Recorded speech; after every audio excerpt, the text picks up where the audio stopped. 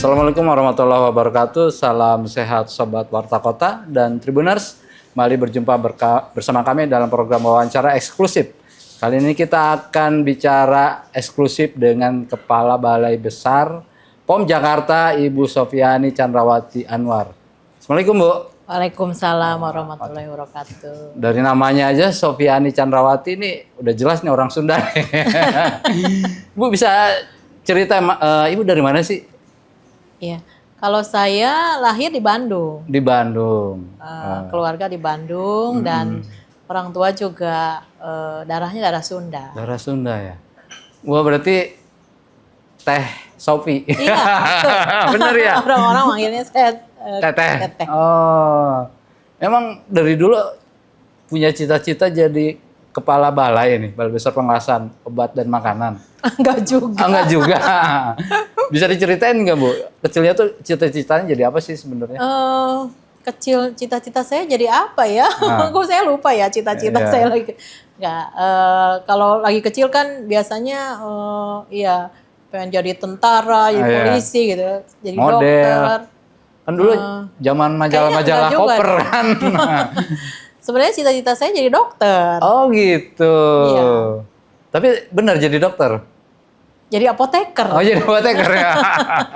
Temennya dokter. Oh gitu. Ya. Emang dulu untuk mewujudkan cita-citanya itu gimana, Bu? Sebetulnya lebih ke hasil try out. Oh. Waktu mau tes ke perguruan tinggi itu, oh ya udah kamu di farmasi aja begitu. Tapi di kan Unpad? Ya, saya S1 Unpad, kemudian S2-nya di ITB. Jadi nggak jauh-jauh dari Bandung. Unpad dan ITB udah ketahuan kan pinternya nggak keturunan. Nggak juga. Nggak juga ya? Biasa aja. Karena kan untuk masuk ITB sama Unpad aja susah ya. Karena memang persaingannya sangat ketat. Iya. Emang orang tua guru ya? Sehingga kayaknya dikasih belajar gitu. Bapak saya ini TNI AD. Oh, pantes. Kalau ibu memang berhubungan dengan ini pendidikan. Ibu saya di dunia pendidikan. Sofi, belajar kamu? Enggak juga. Oh, enggak juga gitu ya. Sadar diri aja. Sadar diri ya kalau jadi murid itu kan guru ngajarin, kemudian kita dengerin kan, jadi kewajiban kita dengerin, oh seperti ini, kemudian di rumah diulang, ya udah cuma sekedar itu aja sih.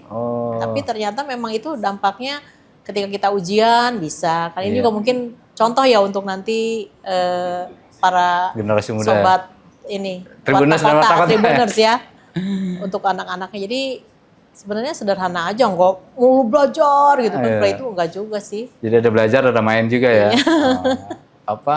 Seimbang. Tapi ya harus, kalau anak-anak sekarang kan banyak ke distract oleh drakor lah, TikTok lah, kan seperti itu ya. Atau dia scroll-scroll media sosial lainnya, itu yang harus diawasi. Kalau zaman saya kan enggak. Enggak ya.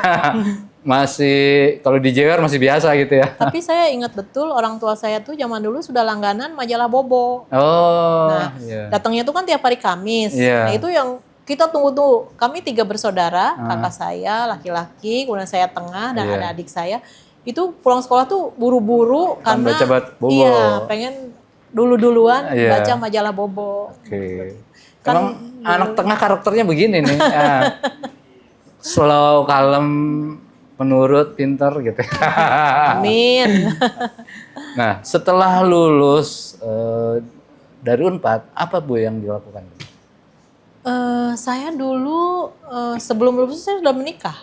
Oh, sebelum lulus sudah menikah? Iya, sebelum lulus apoteker ya, saya sudah menikah. Jadi ketika pelantikan apoteker itu, saya sedang hamil. Oh. Itu karena kalau itu masalah nikah itu kan itu mah sudah rezeki dari Tuhan ya, nggak bisa dihindari, nggak bisa dihindari.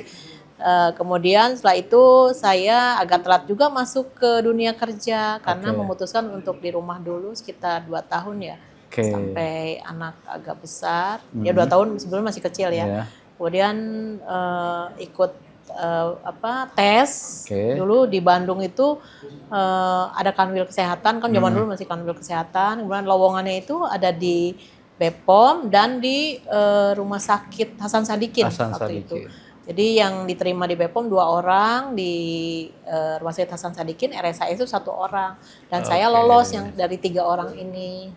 Lolos, kemudian ditempatkan di Balai Besar Pengawas Obat dan Makanan di Bandung. Oh. Jadi karir saya mulai tahun 1999 itu di Bandung. Oke. Nah, karena sudah nyaman di Bandung, keluarga juga di Bandung, sehingga enggan kalau mau di Luar daerah luar Bandung, daerah. ya. Baru setelah tahun 2022 itu ditempatkan di Bangka Belitung. Oh, jauh juga ya? Ya, menjadi kepala Balai POM Bangka Belitung. Pangkal Pinang di sana. Oh. Kemudian di sana hanya 9 bulan, 2023 ke Jakarta. Oke. Menjadi kepala Balai Besar POM di Jakarta. Oke. Seperti itu. Sebelum ke situ, waktu itu udah punya apotek?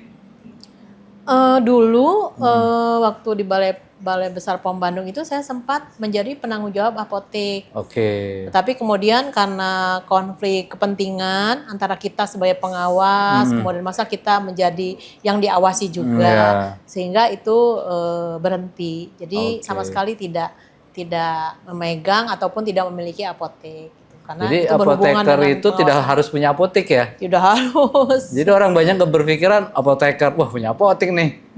Oh enggak juga ya? Iya. Oh, oke. Nah dari 3 wilayah ini, mana yang paling memberikan kesan dan wah gitu di Ya. perasaan ini? Berbeda ya, sangat berbeda kondisinya. Kalau Jakarta ini kan sebagai kota besar, hub perdagangan nasional dan internasional. Kalau di Jawa Barat itu jumlah kabupaten kotanya yang banyak, ada 27 kabupaten kota kan. Jawa Barat ya tadi Jakarta itu 1/53 luas wilayahnya dari Jawa Barat, tapi penduduknya 1/5-nya Jawa Barat dengan karakteristik yang sangat jauh berbeda seperti itu. Apa Bu perbedaan Jakarta dengan Jawa Barat?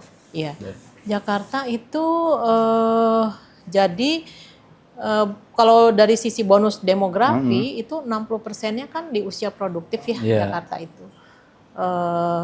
Kalau Jawa Barat tuh beragam, dia sama juga bonus demografi, tetapi dia menyebar di kabupaten kota yang kalau Jakarta ini kan dari sisi misalnya kalau kita lihat tuh kami mengamati di digitalisasi saja ya.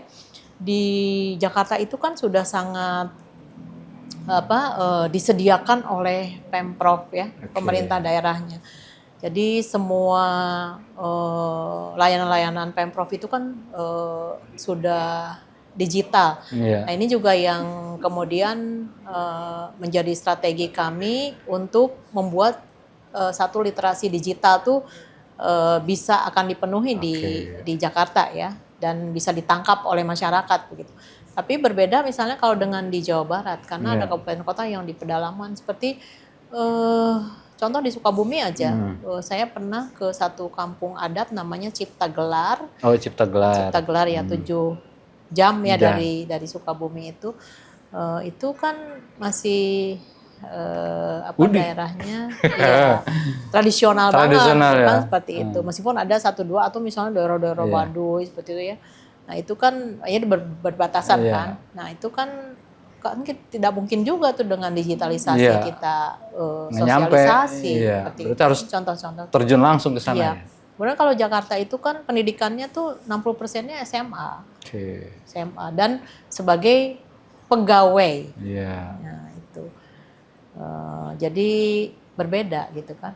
Kalau di Pangkal Pinang? Di Pangkal Pinang juga berbeda lagi karena Pangkal Pinang itu kan sebagai Bangka ya, Bangka itu sebagai kota ini timah ya.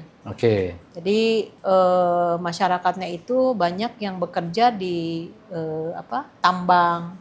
Tambangnya bukan yang PT Timah ya, tapi ada yang ilegal kan banyak juga seperti itu. Dan karakteristiknya juga berbeda ya. Di sini tuh di Jakarta itu beragam sekali. Jadi memang kalau melihat karakteristik kayaknya Jakarta nih frekuensi peredarannya lebih tinggi ya. Iya. Sumbernya di Jakarta, karena kami itu importir banyak di Jakarta kan, karena dekat dengan pelabuhan terbesar, baik pelabuhan darat ataupun udara ataupun laut ya. Iya. Ya, terbesar kan ada di Jakarta. Darat, laut, dan udara. Iya, jadi hub perdagangan di Jakarta. Jadi importir itu banyak sekali. Jadi ini tantangan besar buat Ibu nih. Betul. Wah, ini harus kita dukung nih. Ada strategi-strategi yang memang sudah menjadi dikonsepkan Ibu untuk mengatasi hal ini di Jakarta. Iya. Jadi tentu kami melibatkan banyak pihak ya. Iya.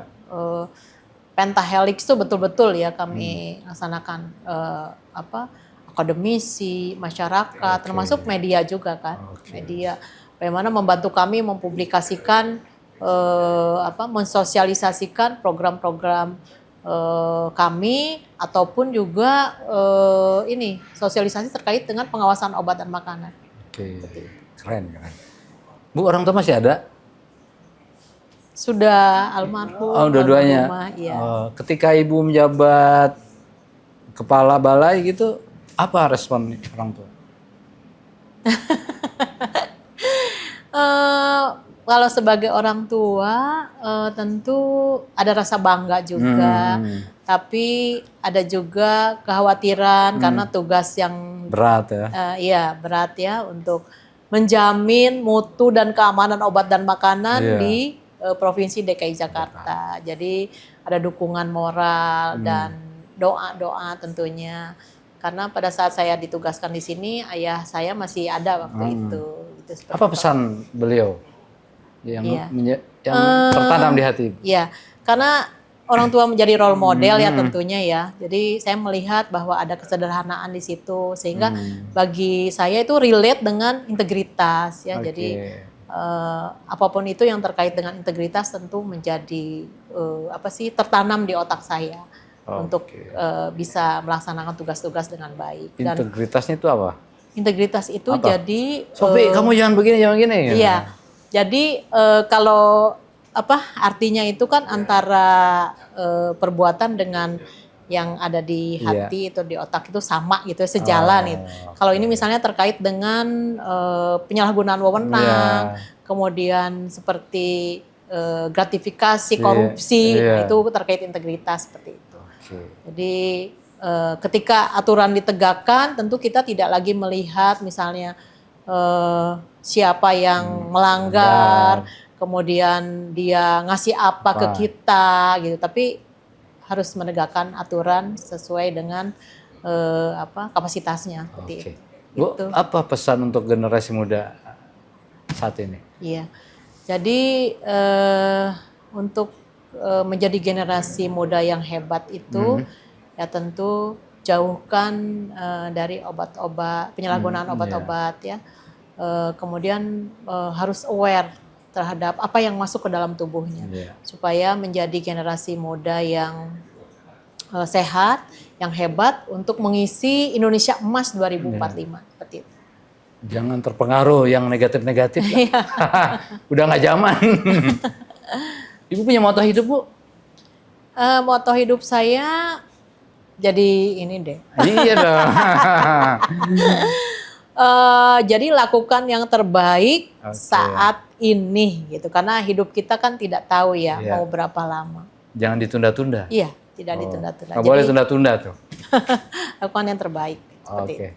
Demikian Sobat Warta Kota Tribuners, bincang-bincang kita bersama Kepala Balai Besar POM Jakarta, Ibu Sofiani Chandrawati Anwar. Jangan kemana-mana, tetap di program wawancara eksklusif Warta Kota. Assalamualaikum warahmatullahi wabarakatuh. Waalaikumsalam. Terima kasih, Bu. Ya.